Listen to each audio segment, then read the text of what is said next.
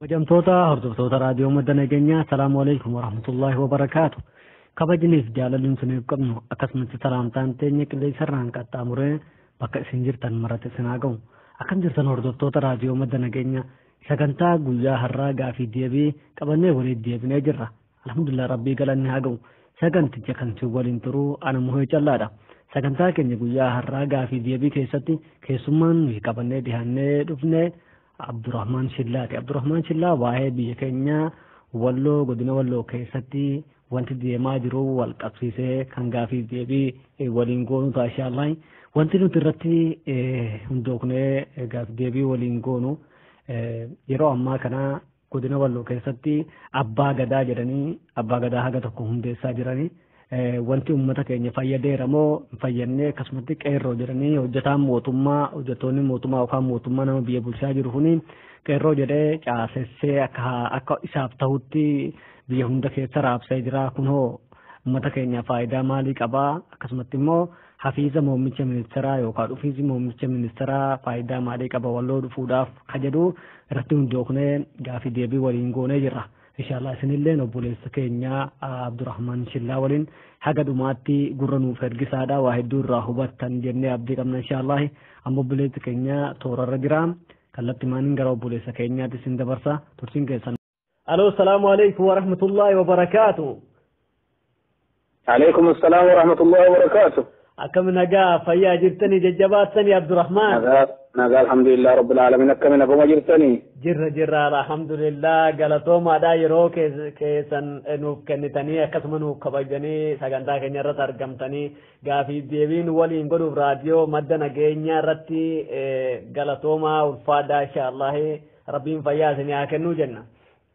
Isinillee galatoomaa ulfaadhaa sagantaa kanarratti raadiyoo madda nageenyaa irratti naaf heeruudhaaf galatoomaa ulfaadhaa jeesan hawsinii hawaa gara fuula dura qajeeltuma. Amiin inshaallah. Mee silaa nuuf haarayaa miti Abdurrahmaanii warroonni haarayaalleen sin beekna jiraachuu malaa gaa'ee gara fuula duraatti wanta tarkaanfataa jirruuf gaa'ee inshaallah du'aa'ii keetillee mee Abdurrahmaan jechuun eenyu eessa dhalatanii eessa guddatanii amma eessa jiraatamne? Ani kanin daladde qorittiin daladde guddadde. Ana Artummaa Fursee. Ana Artummaa Fursee irraa qorii kan jedhamtutti daladde guddadde. Kanin hanga tokkollee baradde achumatti. Haala saniifuu haalli yeroodhaa uumama rabbiin bakka rizqii namaa kaa'e tana rabbi malee namni biraa beekuu hin danda'u. Jiruu zabana dheeraa gama mawatan keessaan jira jechuudha bara 28 olii. Mamlaka matana kee Suudi Arabiyaa.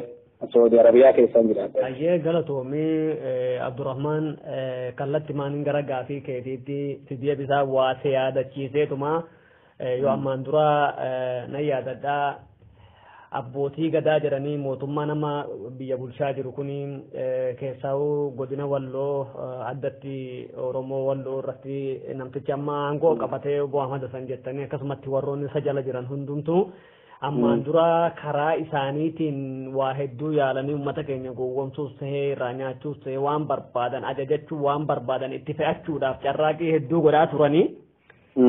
Haa ta'u garuu kana hunda dadhabanii jennaan ammallee qeerroo jedhanii mataa isaaniitti hundeessanii sunillee jala dadhabeennaan abbaa gadaa jedhanii hundeessanii abbaa gadaa san keessatti waan jettee yaa namoonni kun uummanni kun karaa hundaan dadhabanii jennaan hawaasa kana harkatti galfachuudhaaf kan abbootii gadaa kana uummanni malee abbootii gadaa jechuu kun dhugaa abbootii gadaa warra nuuf tahuu miti warra biyya tanaaf illee tahuu miti jettee hatta isaanillee takka takkaan hojii isaanii waliin umrii isaanii waliin haala kookte mee gabaabumatti abbaa gadaa jechuu ati akkamitti beekta abbaan gadaa eenyuuf tajaajilaa eenyu biratti riqichaa eenyu biratti hallayyaa mee akkamitti beekta abbaa gadaati akkamitti ibsitame akka nama beekuu tokkotti dura sirraa kaanu.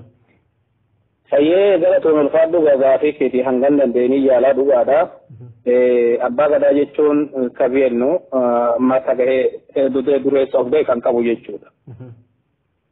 Ofuma isaatii of danda'ee waan hawaasa ofiitiif hanga sadarkaa mootummaarra humni isaa jabaa jeetiin abdadhaa jechuudha. Abbaa gadaa isa jedhanii sirnaaf seeraaf heeraan gahee isaallee baasee filamee hojiidhaaf tattaaffii godhu. Humna mootummaarrallee sagalee isa qaba jennee qabdanne jechuudha akka yeroo Oromootti. Akkuma ati beektu amma abbootii gadaa jedhamee warri amma filame kuni akka hubannutti araara tokko ka'ee jira. Akkuma furtee jaffaa keessatti warri araaramu abbaa dhiiraatiin araaramu abbaa dhiiraa filamee araaramu jedhameeti deemaa ture. Wanni sun dogongora harki kee galfameeti harka sanii milkii dadhabanii keessa alatti hafanii garee inni sunillee dogongoraan adda faca'ee. Amma fakkii saniitiif abbaa gadaadhaa ijaaranii abbaa gadaa suni akka godinaatti ijaaramee godinarraa ammoo akka aanaatti bu'aanarraa akka hawaa gandaatti gadi bu'ee waan jiru sassaammatuudhaaf waan qophaa'anii fakkaataa jechuu barbaadeeti.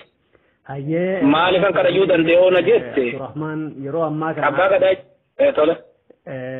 Yeroo ammaa kana kumati jettee hedduun isaanii akka tinaa himtetti namoota durumaan mootummaa ammaan duraa kan amma bifa jijjiirratee as ka'e kanaanis walumatti hidhata qabu namoota qeerroon haga dandeesse isaan harcaasatan biyyoo arraabanii lafaa ka'ee jarri sunuu jettee mee jarri sun dhuguma abbaa gadaa jaarraa meeqa guutuu walloo keessaa ba'e san dhugaa onnee guutuu fi mee inuma waa'ima abbaa gadaa san hin calanqisan jettee yaadda akka keetitti mee? Ada kerja tiga hari abang kata orang sini mandi bisa jeta ya ada jarak tu. Abang kata orang jadi asindura wani kuni egalamu harus mafurte Japan orang egalamu. Umani sunhal tu kutu korra kada rada genya abang kata itu cuma abang kata mau amalu kono jadi dua raga fi desa dua raga nama kaya jiru tu tidak saya yun abdi kaba. Musa abang kata tani. Iya jaarraa meeqa guutuu abbaa gadummaan yookaan adamtinu achi keessattuu xiqqoo takka qarreerra jiru kanatti. Ndagaamaa miti. Hayyee Abdurrahman biyya qarree sanirra geessee Oromumti tunuu haga tokko hedduu diinni miidhee jiru kana keessatti jarri suni konkumaahuu waan akkanaa kana bakka bu'uu hin danda'anii ka jedhu ati ka qabdeertu. Adeemsa kaayyoo uummata amma ni hoogganna jedhee biyya amma abbaa gadummaadhaan wal filee biyya hawaasa irratti gattaa'u deemu kanaaf. Dhugaa rabbii yoo dubbanne warra uummata kanallee seera sanillee guutatanii hoogganuu danda'anii himii jechuu barbaadeeti. Yoo akka caasaa mootummaatiin mootummaan abbaa gadaa waan filatu taate sun egaa waan beekuma keenyaarraa fagooti jechuu barbaadeeti. Hayyee galatoomii mee ammalleen kaleessa moodeen gadawdaa garaadoo jalatti dhihaatanii qormaata tokko tokko wal qoraa turan jedhanii mee eeganumaahu wanni kun yoo rabbiin kan milkeessee eeganumaahu beeke akkanatti nafa akkuma kana kun wal qoratanii wal jijjiiraa jiran jedhan namni akka carraa biyya sanallee jaalala qabu sabboonummaa biyya ofii abbaan gadaa maal akka ta'e nama hubatu saniif mee akka carraa namoota akka keessa jiran sabboonummaa qaban maalummaa ofii itti dhagahamuu danda'u warra saniif mee maal dhaamuu qabda abbaa gadaa jechuun maali akka kamitti hojjetuu qabanii eenyuuf dhaabbatuu qabanii eenyuuf riqicha ta'uu qaban mee kana itti fufii amma dandeesse.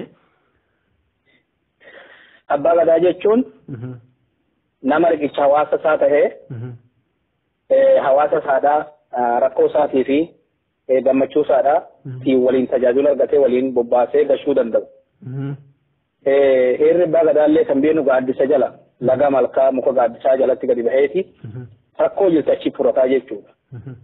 Abbaan gadaa waajjira rofoggan isa jedhamu hin dhageenye galma waliigalaatti yoo ijaarratee bakka sanitti waliigala haasaa yaadaa waliin dhufe malee gaaddisa jalatti rakkoo ofii furateeti seeraa fi heera Oromoon lafa kaattisanii wal bobbaasee wal gashaa adeemsa amma deemu kana dhuguma rabbii dubbachuudhaaf qeerroon hubataa jirti jennee abdannaa waan kana wal fakkaatu yaada tokkoon sii kaase asin duratti gaaddisa odaa garaadoo jalatti taa'umsa godhaniiti akka abbaa gadaatti akka qeerroo fi qarreetti walitti dhufanii haalli hoggansa bushaa biyyaadhaa ayyama keenyaan alatti maaltu bakka sana si fide jedhanii bakka sanarraa ari'aman jechuudha. Na yaadadha sirri. Yaadatta waan san. wanni suni abbaan gadaadhaa ofumaafuu bulshaa mataa of danda'e qabaa jechuu barbaade heera of ga'e qabaa jechuudha.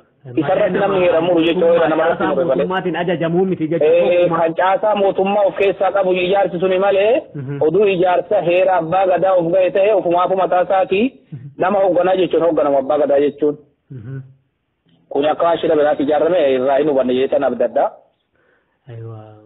Amma uummanni keenyallee kana bal'inaan akka hubatu jechuudha. Wanni abbaa gadaa jedhanii achi keessatti deemaa jiru kun yoo dhugama kan abbaa gadaa ta'an ta'e yoo hin bi'anne deemanii akka baratan yoo baratanii raatan immoo shira isan keessa jiru kana dhiisanii uummata keenya makamanii uummata keenyaaf riqicha akka ta'an asumaan ergaa dabarsinaa jechuudha.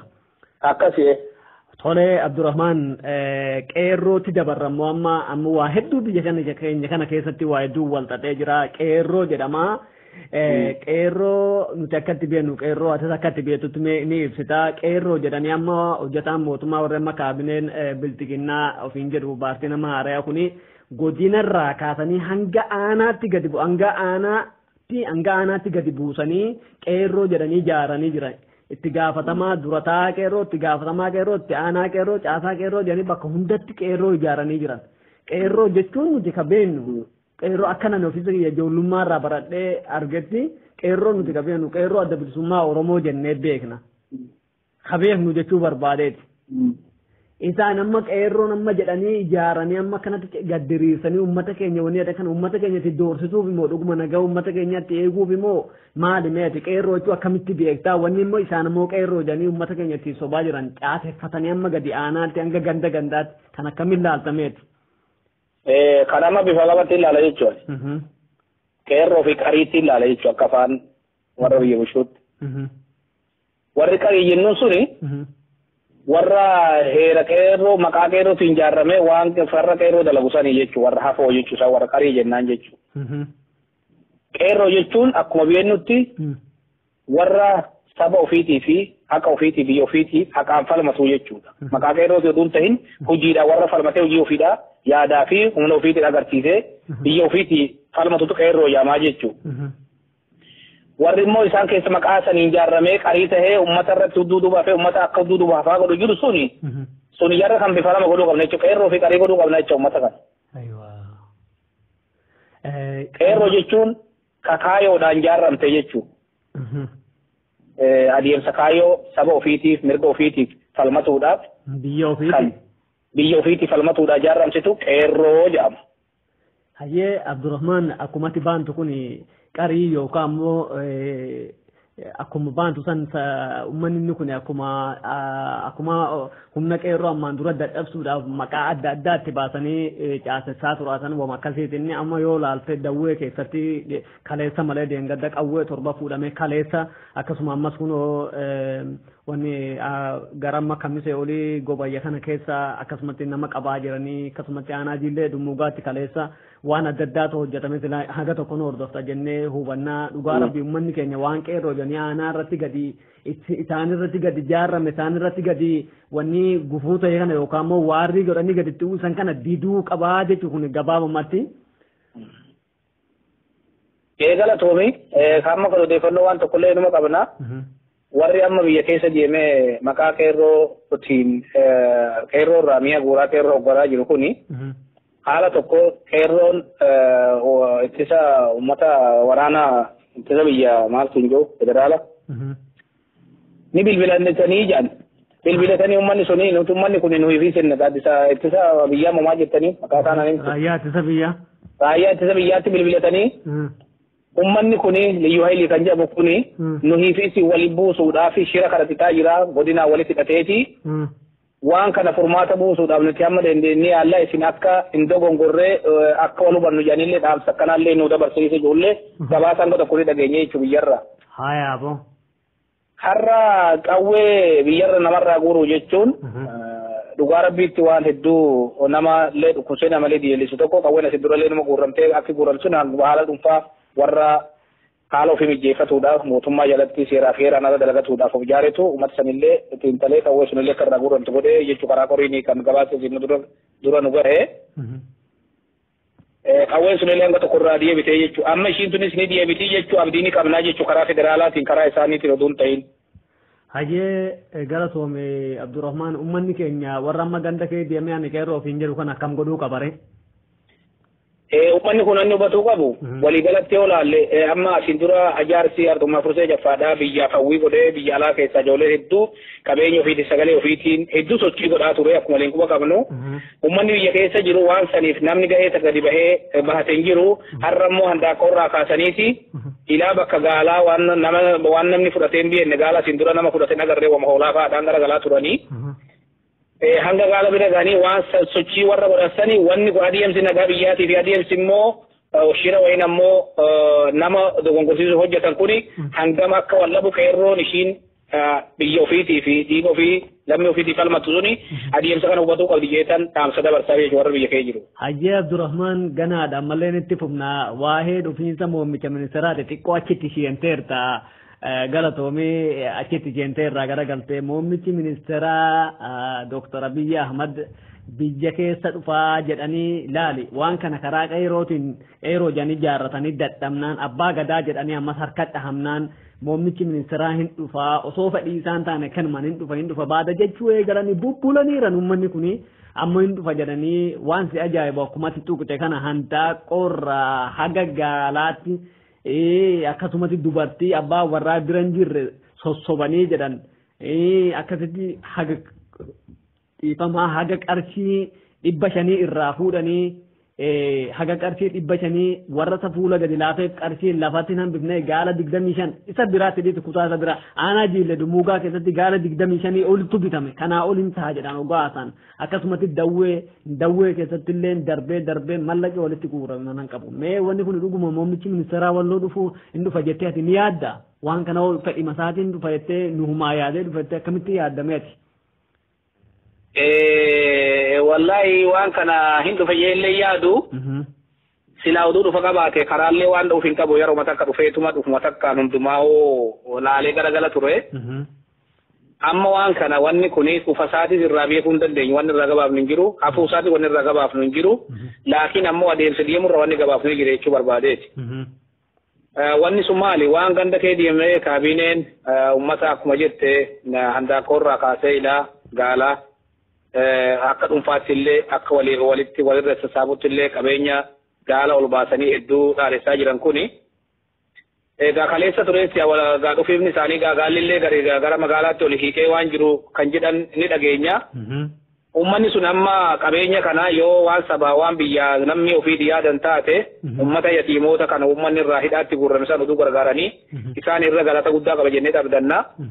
Haa ta'u wanni kun dhugwa rabbiitti.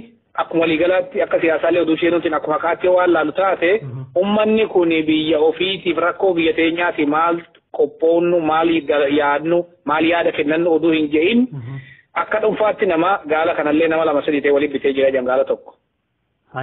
Wanni kun shira gubbaati malee keessaan bakka waan kana irratti hojjeta oofaniin irraallee waan beeknu jechuudha. Qabeenya kana karaa isaan ittiin argatan kana kaan liqii jedhanii. Kaan ammoo akka dhuunfaatti namni bitee isin jedhanii haa ta'u malee wanni kun har'a gammachuun isaan kaleessa itti qophaa'an maal akka ta'e adeemsi kun maal akka ta'e akkanatti oduu wal qorannaa fi wal cimina wal tarkaanfannaan oduu jiraate rakkoo wannoo keessatti akkamiin argamuu dandeessisa jedhu. Hayyee galatoomi wal hubannoo dhabuutu kana hunda fida jechuudha ni walumaa galatti. Muummichi ministeeraa silaa osoo walloo dhufe waan nu fayyadu qaba. Uummata keenya waan fayyadu qaba meeqadha akkamitti ilaalta kana? Uummata keenya kana walloo nuti kaleessarraa walloo hin jaamne seenaa darbeerraa walluma turre hanga akkatti jiraannuu fi akkatti jiraachuufnellee akkatti galmeefnellee walloo ofumaafu seenaa irraa inni dubbatti waa seenaa warra wallarree haasuu hin danda'unillee beekumtitti hin qabu. Haa ta'u malee inni yoo dhufe mee wanni nu irraa argannu maali waan darbeerraa sadaa rakkoon nurra geesse takkaa nurraa hin furamne yaadallee ittiin kennamne. Furmaan illee ittiin argamne uummanni kun warruma gaa akkuma jenne san ijaarsa tolfateetuma karaa kamiin na waa dammassinee waa harka kaa'annisa jedhutu sochiisan godhee waan kana olola kana geggeessee hin ja'a jechuudha wanni dhugaa akkasirraa wanni jiru hin jiru.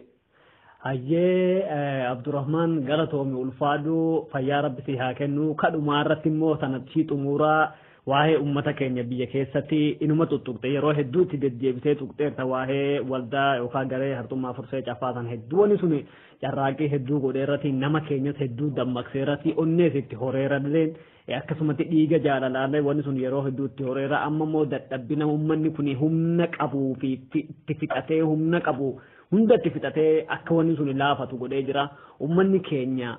Yeroo kanatti amma xiqqoo takka haara galfateera uummanni keenyas yeroo diinni humna haarayaan ka'e kanatti uummanni keenya mee maal godhuu qaba warri biyya alaa kana keessa jiru biyya keenya namni jabaan tokkorra jaarmiyamti fedhe warri biyya keessa jiru nama biyya alaati waa qabuutu biyya keessatti jabaata akkuma sanii uummata keenya mee maal dhaamuu qabdaa hin jedha kanumarratti mee maal jechuunii qabdaa maal dhaamtaaf mee.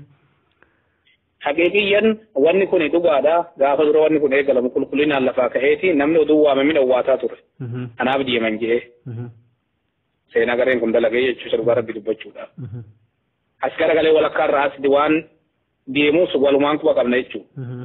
Amma akka yaada tokko tokko dhaga'utti immoo aanaan shananjii illee sadan makkannaa mee waan kana marii goonee nutillee adeemsisan akka deebifnee waliin karaa keenyaanis waan gaafa dura waan kana marii keessanii jiranii oduu jiraniiti karaa keenyaan nagahaa waan jiruun duubatti hafanii turan.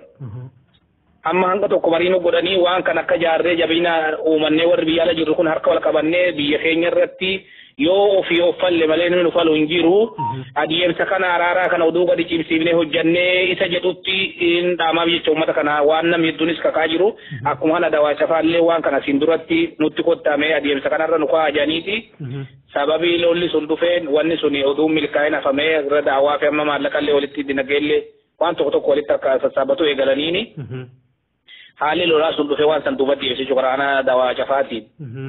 Ammallee immoo amma haaroo gabaabaa karaa akkuma siin jedhe shananjiillee sadan makkannaati waan kanarratti illee oduu hojjannee gaariidhaa mee hayyee karaan tartiibni waan kana akkamisa jirullee gaafii dhiyeessaa jiranii ani wanni dhaamsaan ani qabu akka nama tokkootti nuti warri biyya alaa kee jedhu kun qulqullinaan walii qulqulloonnee saba keenya biyya keenyaaf oduu araara kana qulqullinaan koree haarawaa filannee warra dura jiru kan dalgagala hawaasaatii fi adeemsa dogongora irratti argame san ala tahee waan kana jaarree gara fuula duraatti akka deemu goonee gaariidha jechuudha dhaamsii kanaan qabaa jechuun uummata keenyaaf.